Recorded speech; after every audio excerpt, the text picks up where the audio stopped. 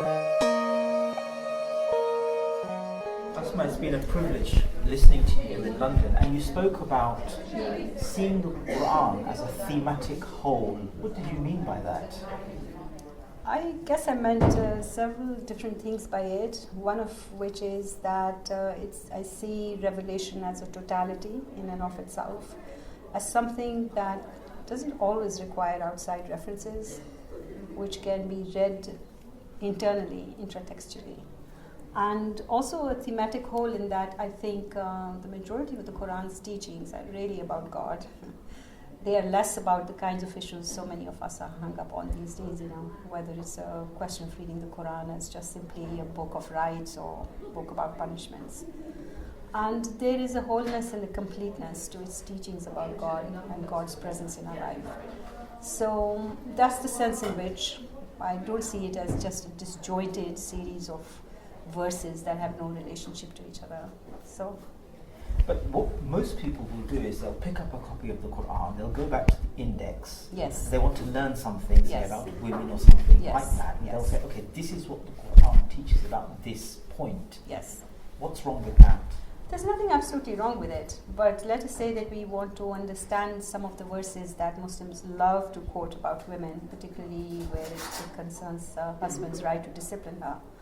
So if you were to read the Quran as a thematic whole, you would see that there are so many verses about the need to nurture love and sukoon, to be kind and merciful to both spouses, that there are also verses on divorce.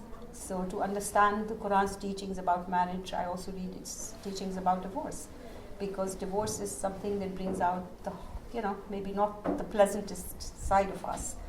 But this is a scripture that tells spouses, quote, not to forget liberality between yourselves. So when I mean a thematic whole, I would say that if you read just one verse, like 434, without any reference to any other verse in the Quran, it speaks about marital relationships, about spouses, about creation, about the meaning of life, then it's coming to a partial understanding. And these topics, marital relationships, these are about ordinary life. Do you think there's a disconnect between the way we either learn or are taught about the Quran from, say, institutions and the real lives that people live? I think, as I say, even the devil can quote scripture. So unfortunately, I think what I found is that most Muslims know a handful of verses, which they will sort of throw out at strategic points for strategic reasons. I think that that's somewhat different than wanting to live your life by what you, in your own limited capacity, understand to be the totality of the Quran's teachings. And I think maybe I've come to a conclusion that you can't teach religion to people, that to have a sense of God consciousness is something that you can't teach a child. And what we can teach people are rituals, we can teach people to read scripture.